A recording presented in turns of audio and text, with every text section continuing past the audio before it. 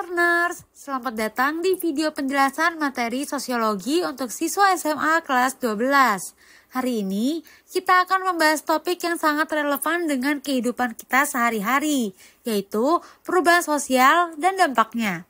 Mari kita mendalami bersama bagaimana masyarakat kita terus berubah dan apa saja konsekuensinya.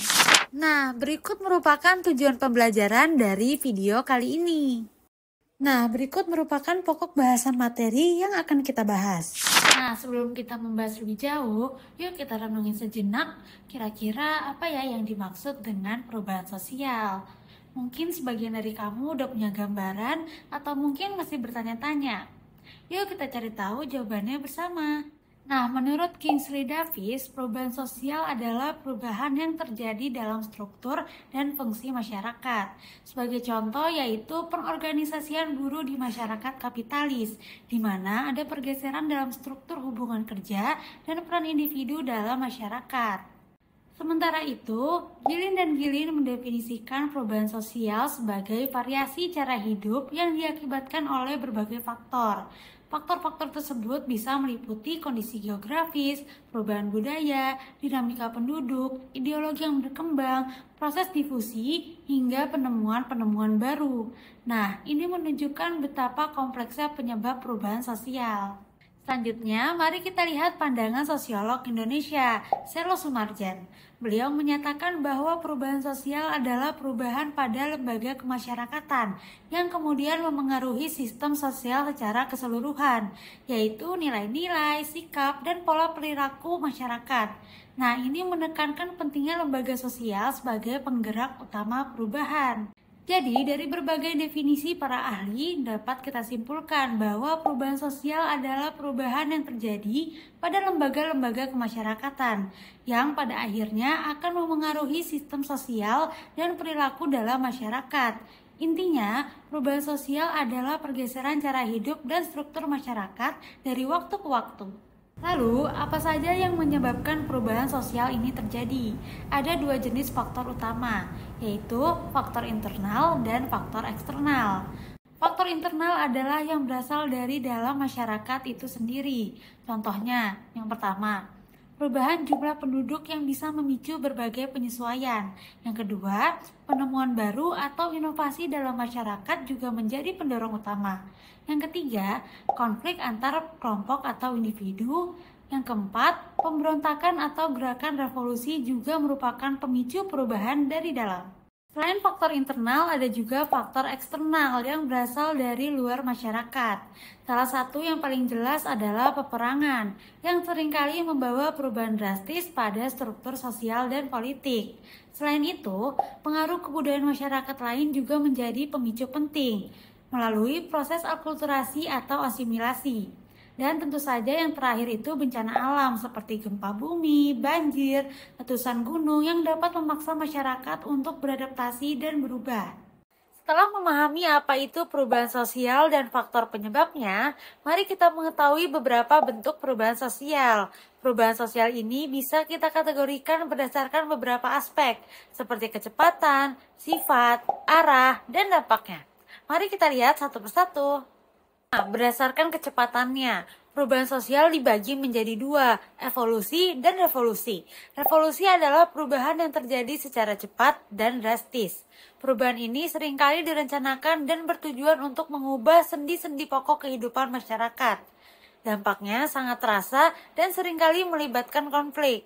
Contoh nyata dari perubahan revolusi adalah kita bisa melihat bagaimana pandemi COVID-19 secara tidak terduga mempercepat digitalisasi masyarakat di berbagai sektor, mengubah cara kerja, belajar, dan berinteraksi secara drastis dalam waktu yang relatif singkat.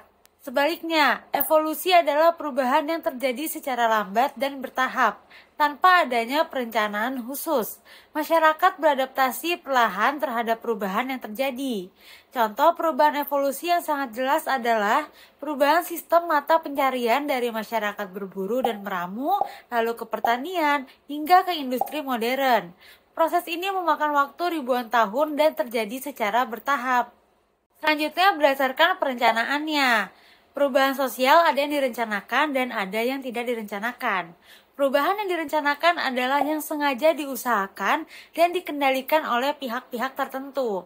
Contoh perubahan yang direncanakan adalah Program Keluarga Berencana atau KB yang dicanangkan oleh pemerintah Indonesia.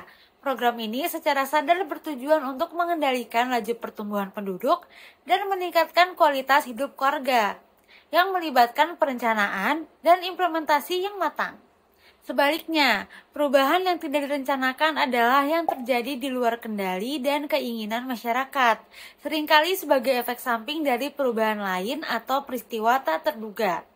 Contohnya yaitu seperti tsunami Aceh pada tahun 2004 yang menyebabkan perubahan besar dalam struktur sosial masyarakat secara mendadak dan tidak terduga, memaksa adanya adaptasi dan pembangunan kembali dari awal. Selanjutnya ada perubahan berdasarkan skalanya. Ada perubahan besar dan ada perubahan kecil. Perubahan besar adalah perubahan yang memengaruhi seluruh tatanan masyarakat, termasuk lembaga-lembaga sosial, nilai, norma, dan pola perilaku. Dampaknya sangat luas dan mendalam.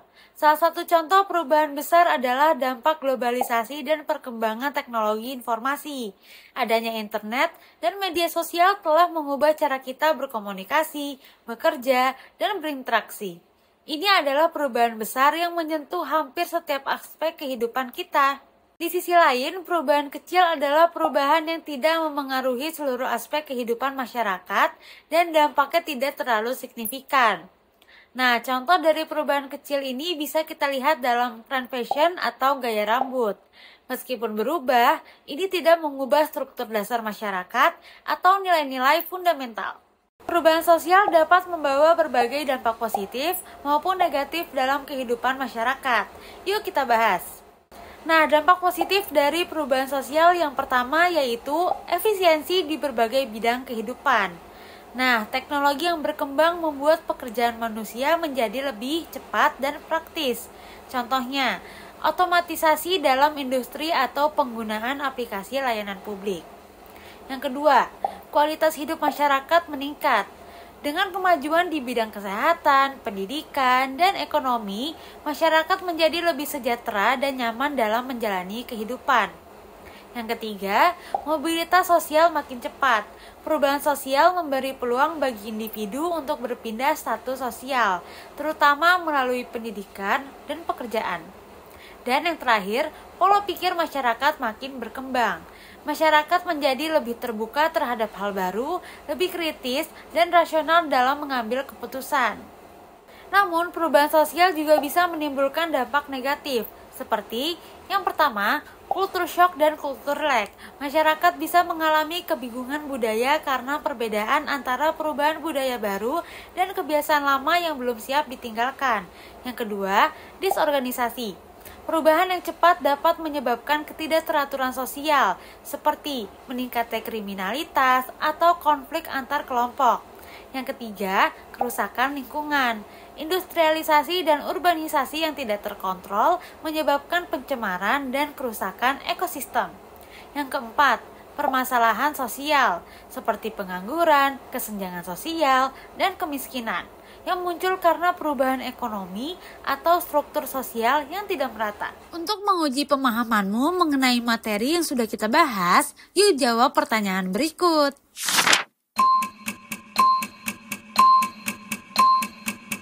Jawaban yang benar adalah perubahan sosial evolusioner, karena perubahan dari hidup nomaden ke menetap dan bercocok tanam terjadi secara bertahap dan lambat tanpa perencanaan khusus. Ini sesuai dengan ciri perubahan evolusioner yang berlangsung secara alami dan terus-menerus dalam jangka waktu yang panjang.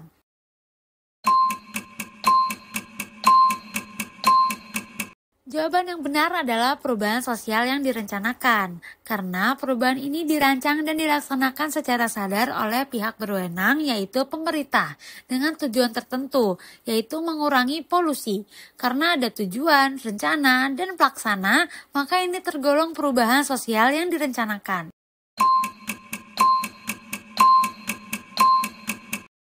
Jawaban yang benar adalah perubahan sosial revolusioner, karena perubahan ini terjadi dalam waktu relatif cepat dan mengubah sistem sosial secara besar-besaran, terutama di bidang ekonomi dan pekerjaan. Karena dampaknya drastis dan menyeluruh, maka disebut perubahan sosial revolusioner. Nah, bagaimana nih learners? Apakah kamu sudah memahami mengenai perubahan sosial dan dampaknya dalam masyarakat? Berikut merupakan kesimpulan dari materi hari ini. Sekian pembahasan kita tentang perubahan sosial dan dampaknya dalam masyarakat. Semoga materi ini membantumu memahami bagaimana perubahan terjadi di sekitar kita, serta bagaimana dampaknya bisa bersifat positif maupun menimbulkan tantangan sosial.